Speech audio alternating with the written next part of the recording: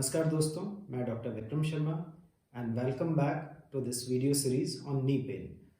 तो पिछली वीडियो में हम लोगों ने बात किया घुटने के ऑस्टियोआर्थराइटिस के बारे में। हम लोगों ने समझा कि घुटने का स्ट्रक्चर क्या होता है, कार्टिलेज जो कि घुटने का एक प्रोटेक्टिव कवरिंग होता है, उसका क्या अहमियत होता है। हम लोगों ने ये समझा घुटने के ऑस्टियोआर्थराइटिस या घिसावट के क्या क्या लक्षण होते हैं। तो लक्षणों में जहाँ तक हमने बात किया, दर्द होना, क्रिप्टस होना मतलब जॉइंट में से आवाज़ आना, स्टिफनेस होना और जोड़ के अंदर टेढ़ापन आना, ये ऑस्टियोआर्थराइटिस के सामान्य लक्षण होते हैं। फिर हम लोगों ने बात किया क्या क्या इसके कारण होते हैं।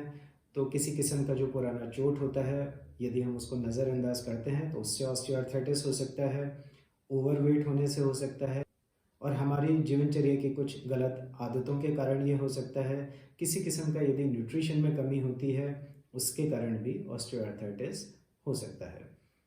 इस वीडियो में हम लोग बात करेंगे कि जब भी आप ऑस्टियोआर्थराइटिस के कारण अपने डॉक्टर के पास जाते हैं तो क्या प्रोसेस होता है, किस तरीके से प्रोसीडिंग्स होती हैं। तो इस वीडियो में हम लोग उसके बारे में डिटेल में बात करेंगे। तो दोस्तों, जब भी सबसे पहले आप अपने डॉक्टर के पास जाएंगे, वो आपका क्लिनिकल एग्जामिनेशन करेगा, आपके हिस्ट्री लेते हैं, और हिस्ट्री में जब ये देखा जाता है कि इस तरह के लक्षण आपके अंदर पाए जाते हैं, तो सबसे पहले जो जांच कराई जाती है वो होता है एक्सरे। तो आपके घुटनों का एक्सरे कराया जाता है, जनरली बायलेटरल नी मतलब दोनों घुटनों का एक्सरे कराया जाता है। बट यदि प्रॉब्लम आपकी स्पेसिफिक एक ही घुटने में बहुत अधिक है, दूसरा घुटना बिल्कुल सामान्य है, तो एक घुटने का जो अफेक्टेड घुटना है सिर्फ उसका एक्सरे भी कराया जा सकता है। अब इस विषय में, इस बिंदु पे सबसे ज़्यादा ध्यान देने वाली बात यह है कि जब भी आप एक्सरे कहीं बाहर से करा के, कई बार ये होता है कि हम लोग स्वयं अपनी इच्छा से एक्सरे कराते हैं, तो आप लोगों को ये ध्यान देने की आवश्यकता है कि इसमें जो एक्सरे है वो स्टैंडिंग होना चाहिए। मतलब बहुत सामान्य बात है जो कि समझने की है। दिनचर्या में हम लोग जब घुटने के ऊपर वजन डालते हैं तभी हमको उसके लक्षण आते हैं। तो जब आप अपना पैर पूरी तरह से लंबा करके एक्सरे कराते हैं तो घुटने के अंदर जो ऑस्टियोआर्थराइटिस के चेंजेस होते हैं वो कई बार विजिबल नहीं होते। तो जनरली एक्सरे के अंदर दो व्यू किए जाते हैं, दो तरीके से आपका एक्सरे किया जाएगा घुटने का, एपी और लेटरल। मतलब एक व्यू आपका सामने से लिया जाएगा और एक साइड से। तो जो सामने से लिया जाने वाला व्यू है वो स्टैंडिंग मतलब खड़े होकर आपको वो एक्सरे कराना है। बहुत ज़रूरी चीज़ है, आप लोगों को ध्यान में रखनी चाहिए। क्योंकि क्या होता है, कई बार पेशेंट अपने पुराने एक्सरे लेके आते हैं और पूछने पे पता चलता है कि वो स्टैंडिंग व्यू नहीं है, उनको दोबारा एक्सरे कराने के लिए बोला जाता है। तो कई बार चिकित्सक जो परामर्श देते हैं उसके बारे में भी उनको फेथ नहीं होता, उन्हें लगता है कि डॉक्टर बार बार एक्सरे कराते हैं। तो बेहतर होगा यदि ये चीज़ आप लोग खुद अपने स्तर पर ध्यान रखें कि ये एक्सरे स्टैंडिंग एपी व्यू आपका होना चाहिए। जब एक्सरे हो जाता है तो एक्सरे के आधार पे एक्सरे कराने का कारण क्या होता है, एक्सरे के आधार पे ये देखा जाएगा कि आप बीमारी की किस अवस्था में खड़े हैं। जैसा कि पिछले वीडियो में बात किया था कि बीमारी जो है मतलब ऑस्टियोआर्थराइटिस माइल्ड, मॉडरेट, सीवियर, मतलब शुरुआती अवस्था, मध्यम अवस्था या एडवांस अवस्था में ऑस्टियोआर्थराइटिस हो सकती है। तो इसको जानना हमारे लिए अत्यधिक आवश्यक होता है कि हम लोग अभी बीमारी की किस अवस्था में खड़े हैं, क्योंकि जो ट्रीटमेंट लाइन है वो इसी आधार पर उसका निर्णय किया जाता है कि बीमारी आपके घुटने में कितना एडवांस है। तो एक्सरे के आधार पे जनरली ये देखा जाता है, यदि उसमें माइल्ड चेंजेस होते हैं मतलब हल्की घिसावट के लक्षण होते हैं, तो ये जोड़ की बीमारी की शुरुआती अवस्था होती है। शुरुआती अवस्था के जो लक्षण होते हैं वो जनरली एक्टिविटीज़ के दौरान पेन, मतलब जब आपको बहुत ज़्यादा चलना फिरना होगा, सीढ़ियों पे बहुत ज़्यादा चलना फिरना होगा, बहुत लंबे समय तक बैठना होगा, उसके कारण इसमें दर्द हो सकता है, स्टिफनेस हो सकता है। ये घुटने की बीमारी के जो शुरुआती अवस्था होती है, जो अर्ली स्टेज होती है, ये उसके लक्षण होते हैं। और एक्सरे में भी इसमें बहुत माइल्ड चेंजेस दिखाई देते हैं। जो मॉडरेट अवस्था होती है उसके अंदर कुछ ऑस्टियोफाइट्स मतलब हड्डी के किनारे निकले हुए दिखेंगे और जोड़ में टेढ़ापन इस अवस्था में नहीं आता है, तो ऑस्टियोफाइट्स इसमें दिख सकते हैं। कार्टिलेज में कुछ चेंजेस इसमें दिख सकते हैं। थोड़ा सा जॉइंट में नैरोइंग दिख सकती है। मतलब जब भी आप एक्सरे देखेंगे, जैसा कि आप इस पिक्चर में देख रहे हैं, तो जो हड्डियों के बीच का जो स्पेस है, जो जॉइंट स्पेस है, जो हम एक्सरे से, स्टैंडिंग एक्सरे से असेस कर रहे हैं, तो आप ये देख पाएंगे कि ये स्पेस जो सामान्य अवस्था है, जैसा कि आप इस एक्सरे में देखते हैं, जो साइड में आपको दिख रहा है, तो सामान्य अवस्था में ये जॉइंट स्पेस प्रॉपर्ली मेंटेन्ड है, तो हम इसे बोलेंगे एक सामान्य घुटना। अब आप ये जो दूसरा एक्सरे देखते हैं, इसमें आप देखते हैं कि ये moderate, early to moderate osteoarthritis की अवस्था है। जॉइंट स्पेस इसमें थोड़ा सा कम होने लग गया है, और ये जो हड्डी के आपको उभार दिख रहे हैं, इन्हें ऑस्टियोफाइट बोला जाता है। तो ये जोड़ की बीमारी की, ऑस्टियोआर्थराइटिस की मॉडरेट स्टेज होती है।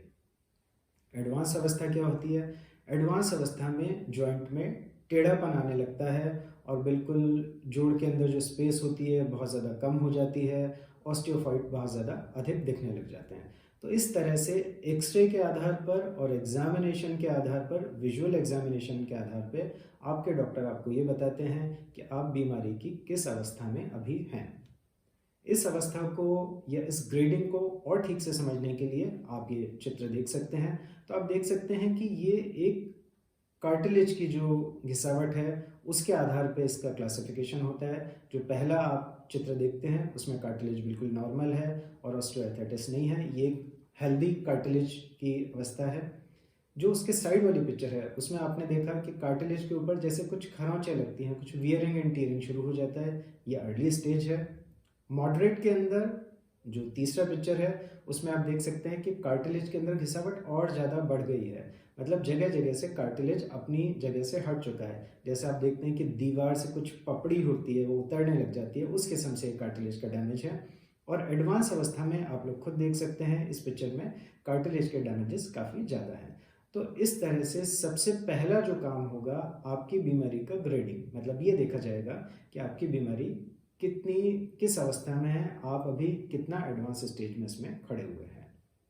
दूसरा इन्वेस्टिगेशन, यदि आपके डॉक्टर को कुछ ऐसी आशंका होती है, सपोज आपकी एज कम है, आप एक यंग व्यक्ति हैं और आपके घुटने में ऑस्टियोआर्थराइटिस जैसे लक्षण दिख रहे हैं, तो कारण ये हो सकता है कि आपको कोई पुराना स्पोर्ट्स इंजरी हो और आपने प्रॉपर ट्रीटमेंट नहीं लिया हो, वो भी इसका एक कारण हो सकता है। तो यदि आपके डॉक्टर को ये डाउट होता है कि कोई पुराना स्पोर्ट्स इंजरी है, तो वो केस में दूसरा जो इन्वेस्टिगेशन है वो एमआरआई आपको एडवाइज्ड होगा, क्योंकि एमआरआई से ही अंदर के जो सॉफ्ट टिश्यू के स्ट्रक्चर्स हैं वो देखे जा सकते हैं, जिन्हें हम बोलते हैं मास्टर स्ट्रक्चर्स, जैसे कि लिगामेंट, मेनिस्कस, उन सभी को सिर्फ एमआरआई के द्वारा ही देखा जा सकता है। एक्सरे से तो सिर्फ आपके जो हड्डी के स्ट्रक्चर्स हैं उनको ही देखा जा सकता है, बट एमआरआई जब भी सॉफ्ट टिश्यू टीयरिंग का या किसी मांस संबंधित चोट का अंदेशा होता है तो उसके लिए एमआरआई करवाया जाएगा। तीसरा इन्वेस्टिगेशन, यदि ऐसा कोई डाउट होता है कि जोड़ में कोई पुरानी गठिया जैसी बीमारी है, टीबी जैसी बीमारी है या और कोई इस किस्म की बीमारी है, तो जॉइंट फ्लूइड एस्पिरेशन, मतलब उस फ्लूइड को निडल डाल के निकाला जाता है और उसको साइनोवियल फ्लूइड को टेस्टिंग के लिए भेजा जाता है। इस टेस्टिंग से ये भी पता चल सकता है कि ये बीमारी आपकी गठिया है या फिर ऑस्टियोआर्थराइटिस है, क्योंकि गठिया एक अलग किस्म की बीमारी होती है, हमारे खून में कुछ उसमें खराबी होती है जिससे हमारे एक से अधिक जॉइंट प्रभावित हो सकते हैं।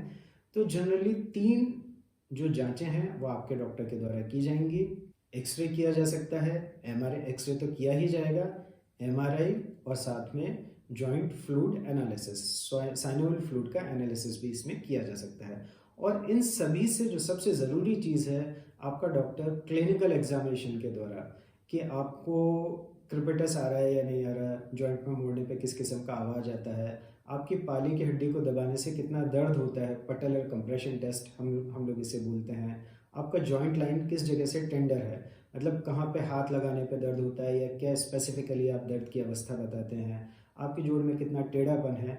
तो इस तरह से विजुअल एग्जामिनेशन से देख के जो इंस्पेक्शन करते हैं, वो एग्जामिनेशन से भी आपका डॉक्टर आपको इस बीमारी की अवस्था के बारे में बता सकता है और आपके ट्रीटमेंट को फर्दर आगे डिफाइन कर सकते हैं।